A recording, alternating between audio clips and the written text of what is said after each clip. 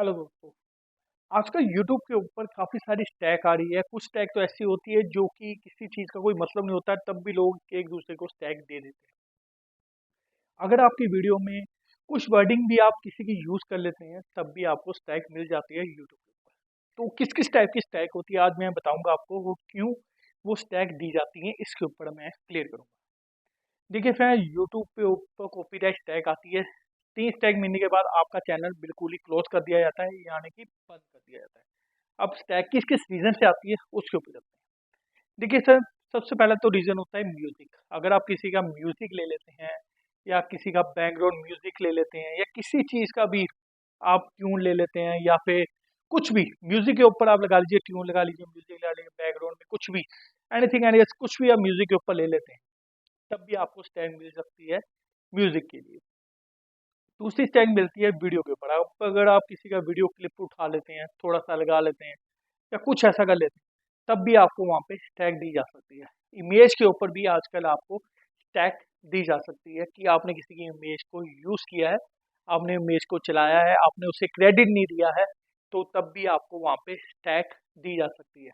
अगर आप किसी को क्रेडिट भी देते हैं, म्यूजिक का भी क्रेडिट दे देते हैं, वीडियो का भी क्रेडिट दे देते हैं या इमेज का भी क्रेडिट दे देते हैं, तब भी आपको स्टैक दी जा सकती है। क्रेडिट के बावजूद भी आपको स्टैक दी जा सकती है। अगर मैं जैसे कि अभी कुछ बोल रहा हूँ, तो मेरे बोलते वक्त मेरे जो बताई गई चीज़ें हैं वो किसी के साथ मैच कर जाती हैं, यूट्यूब को लगता है कि हाँ भी ये सिमिलर बोल रहा है, उसका कॉपी करके बोल रहा है, जो उसने बताया वो ही ये बता रहा है, तो उस टॉपिक पे भी आपको यूट्यूब द्वारा स्टैक दी जा सकती है, उस बंदे को स्टैक दी जाती है। टैग देने के लिए आपकी वीडियो का उसकी वीडियो से सिमिलर किया जाता है कि कितने परसेंट के मैचिंग आ रही है। अगर आप बिल्कुल 100% है तो वो कॉपीराइट टैग सीधा मिल जाती है। अगर वो कुछ परसेंटेज के लिए है तो आपको नोटिफिकेशन दी जाती है या काउंटर नोटिफिकेशन आ जाती है आपको कि ये आपको नोटिफिकेशन आई है, आप उसके ऊपर कोई एक्शन करेंगे या नहीं करेंगे, तो वहाँ पे भी आप देख सकते हैं। कम्युनिटी गाइडलाइंस टैग के बारे में मैं आपको और डिटेल से बताता हूँ और आपको सीधा ही स्क्रीन पे ले जाता हूँ।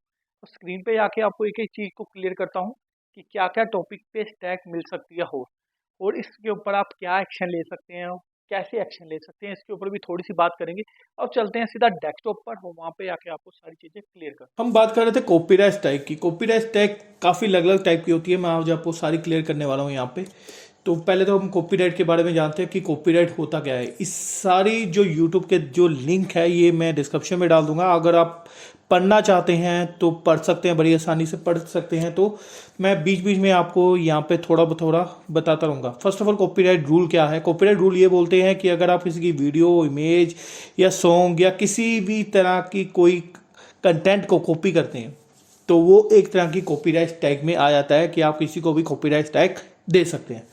अब बात करते हैं कम्युनिटी गाइडलाइंस टैग की। कम्युनिटी गाइडलाइंस टैग काफ़ी अलग अलग टाइप की होती है, तो मैं ज़्यादा आपका टाइम नहीं लेते हुए थोड़ा सा नीचे ले जाता हूँ। ये फेक अरेंजमेंट से लेके टेम्पलेट तक भी आप दे सकते हैं, या फिर कि अलग अलग टाइप की यहाँ पे इन्होंने टैगों के बारे में बताया हुआ है।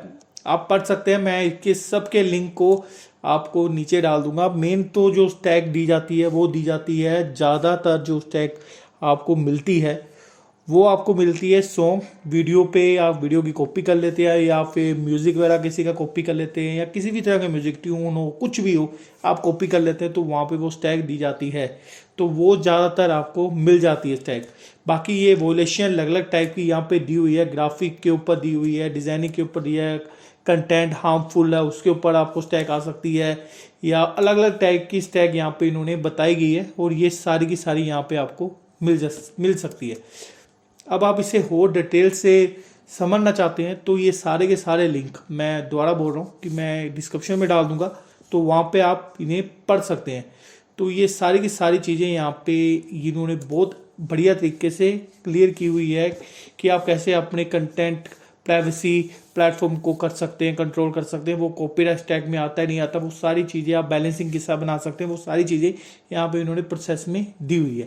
साथ ही साथ इन्होंने ये भी बताया कि मोनेटाइजेशन के वक्त क्या पॉलिसी है कॉपीराइट के ऊपर, तो वो उसके ऊपर भी इन्होंने पूरी डिटेल में यहाँ पे बहुत लंबा पेज यहाँ पे दिया हुआ है। अगर मैं सबको डिटेल के थ्रू पढ़ने लगा तो मेरी वीडियो काफ़ी 1-2 घंटे की चल जाएगी। तो मैं मोटी मोटी चीज़ आपको यहाँ पे बता रहा हूँ। तो फ्रेंड, अगर आप इस सारी चीज़ों को पढ़ना चाहते हैं तो इन सब के लिंक मैं अपनी इस वीडियो के नीचे डिस्क्रिप्शन में डाल दूंगा। वहाँ पे आके आप क्लिक करके एक एक करके इन सब चीज़ों को पढ़ सकते हैं, रीड कर सकते हैं, क्या क्या चीज़ें होती है कॉपीराइट के अंदर। जो मेन चीज़ें हैं वो मैं आपको बता चुका हूँ। अगर आपको मेरी दी इन्फॉर्मेशन सही लगती है तो प्लीज़ चैनल को सब्सक्राइब करे बिना मत जाइएगा, और साथ ही साथ वीडियो को अपने दोस्तों के साथ शेयर करना बिल्कुल मत भूलिएगा। Thank you so much.